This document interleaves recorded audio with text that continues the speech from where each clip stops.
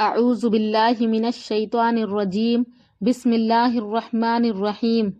آج ہم سورہ بقرہ میں پارہ نمبر 2 کی رکوع نمبر 9 میں آیت نمبر 204 سے 210 تک دیکھیں گے کہ ان آیات میں اللہ تبارک و تعالیٰ نے کس کو مخاطب کیا ہے۔ 204 نمبر آیت میں اللہ تبارک و تعالیٰ نے ایک شخص کے بارے میں بات کی ہے جو کہ اخنس بن شریک تھا۔ وہ بڑا فصیح اور بلیغ تھا، عربی بہت اچھی بولا کرتا تھا، اس کے بولنے کا انداز بہت اچھا تھا۔ وہ نبی کریم صلی اللہ علیہ وسلم کی خدمت میں آ کر قسمیں کھا کھا کر اسلام کا دعویٰ کیا کرتا تھا، اور مجلس سے اٹھ کر جاتا تو وہ فساد اور شرارت کرنے میں لگ جاتا تھا، تو اس کو اس آیت میں منافق کہہ کر پکارا گیا ہے۔ اللہ تبارک و تعالیٰ نبی اکرم صلی اللہ علیہ وسلم سے مخاطب ہو کر فرما رہا ہے کہ وَمِنَ النَّاسِ مَن يُعْجِبُكَ، اور بعض آدمی وہ ہیں مَن يُعْجِبُكَ، اے محمد صلی اللہ علیہ وسلم پسند آتی ہے آپ کو قولہ، ان کی بات کرنے کا انداز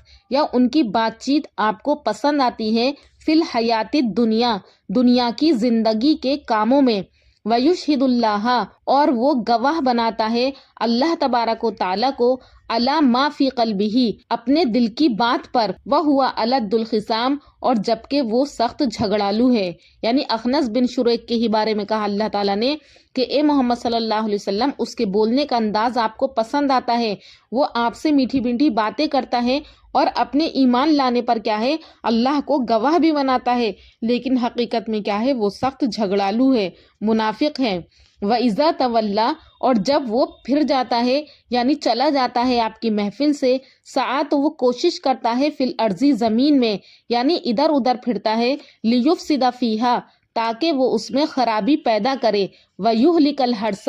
اور مسلمانوں کی کھیتیوں کو تباہ کر دے، والنسل، اور جانوروں کو برباد کر دے، واللہ لا یحب الفساد، لیکن تم سن لو اللہ تعالیٰ کیا ہے فساد کرنے والے لوگوں کو پسند نہیں فرماتا ہے۔ وَإِذَا قِيلَ لَهُ اتَّقِ اللَّهَ، اور جب اس شخص سے کہا جاتا ہے کہ تم ایسی منافقت کیوں کرتے ہو، تم کو چاہیے کہ تم اللہ سے ڈرو، أَخَذَتْهُ الْعِزَّةُ بِالْإِثْمِ، تو اس کو آمادہ کر دیتا ہے اس کا غرور، بالاسم، گناہ کرنے پر، فحسبہ، پس وہ اس کو کافی ہے، جہنم، یعنی اس کو جہنم کی آگ میں لے جانے کے لیے اس کا غرور کافی ہے، وَلَبِئْسَ الْمِہَادُ، اور بے شک جہنم کیا ہے وہ برا ٹھکانہ ہے۔ یعنی جب اس سے کہا جاتا ہے کہ تم ایسی منافقت کیوں کرتے ہو، اللہ سے ڈرو، تو آمادہ کرتا ہے اس کو اس کا غرور اور گناہ کرنے پر، تو اس کا یہی غرور کیا ہے اس کو جہنم میں لے ڈوبے گا۔ تو ہمیں بھی کسی بات پر گھمنڈ تکبر نہیں کرنا چاہیے،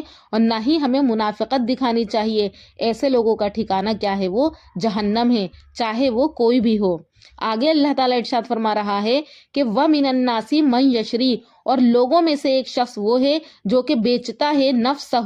اپنی جان کو، ابتغاء مرضات اللہ، اللہ کی رضا جوئی کے لیے، واللہ رؤوف بالعباد، اور بے شک اللہ تبارک و تعالیٰ نہایت مہربان ہے اپنے بندوں پر۔ یعنی ایک شخص تو وہ ہے جو کہ آپ کی محفل میں آ کر کے منافقت کو دکھاتا ہے، تو اللہ نے اس کے بارے میں بتا دیا کہ اس کا ٹھکانہ کیا ہے جہنم میں، اور ایک طرف دوسرا وہ شخص ہے جو کہ اللہ کی رضا کے خاطر اپنے آپ کو بیچ دیتا ہے، تو اللہ کیا ہے ایسے بندوں پر نہایت ہی مہربان ہے۔ تو اس آیت کا شان نزول یہ بیان کیا جاتا ہے، یہ آیت حضرت صہیب رومی رضی اللہ عنہ کے اس واقعے میں نازل ہوئی کہ حضرت صہیب رومی جب وہ مکہ سے ہجرت کر کے مدینہ کے لیے روانہ ہوئے، یعنی جب انہوں نے اسلام قبول کیا اور مکہ میں ان کو طرح طرح سے تکلیف دی جا رہی تھی، تو وہ مکہ سے ہجرت کر کے مدینہ کے لیے جا رہے تھے، تو راستے میں کفار قریش کی ایک جماعت نے ان کا راستہ روک لیا، یعنی ان کو مکہ سے مدینہ جانے بھی نہیں دے رہے تھے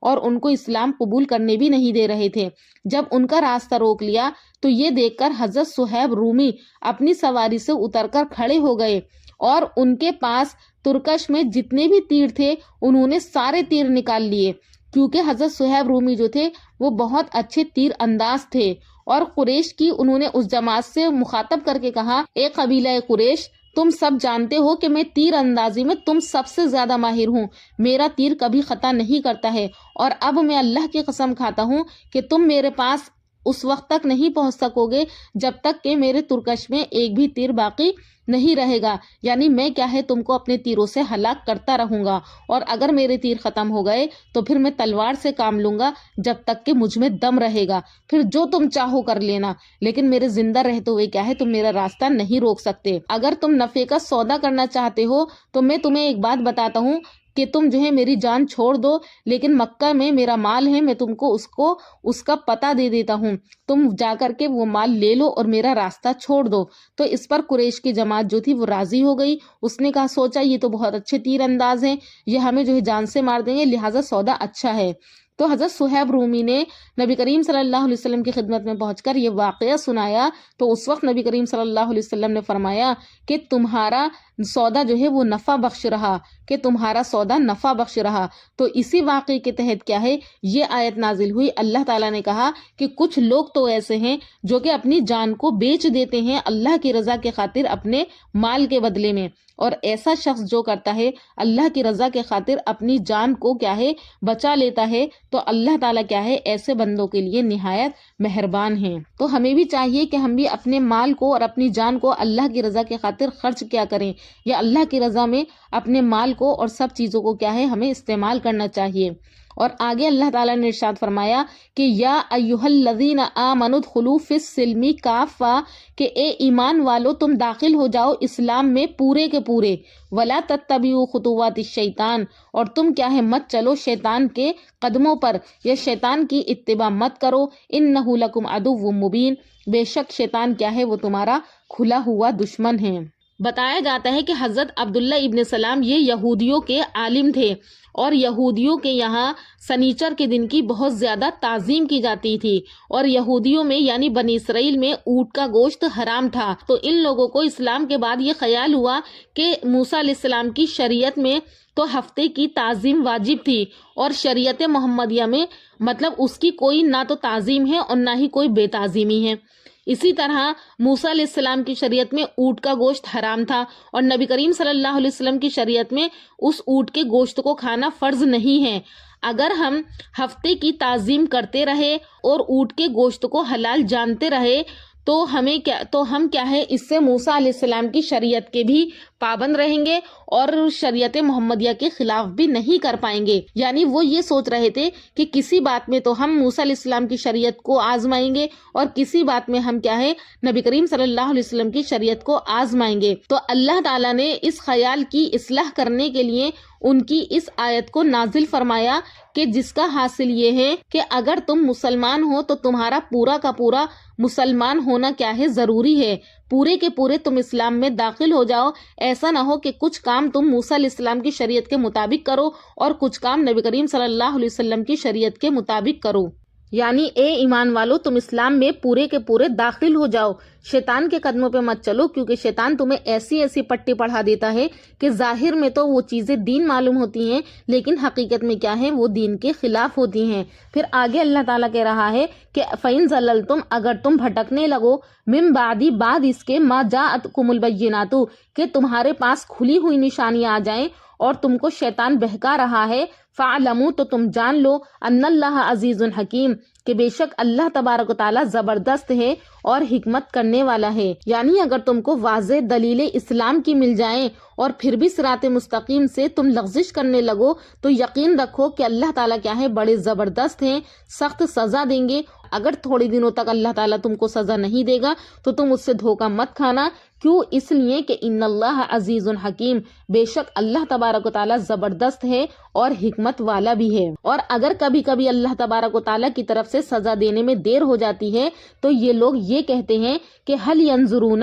کیا وہ اس کی راہ دیکھتے ہیں، الا ان یاتیہم اللہ، کہ آئے ان پر اللہ تبارک و تعالیٰ فی ظلل، سائبانوں میں، من الغمامی، بادل کے، والملائکۃ، اور فرشتے، وقضی الامر، اور طے ہو جائے ان کا قصہ، یعنی ان پر معاملے کو تمام کر دیں، وإلی اللہ ترجع الامور، اور بے شک ہم کو کیا ہے اللہ ہی کی طرف لوٹ کر جانا ہے،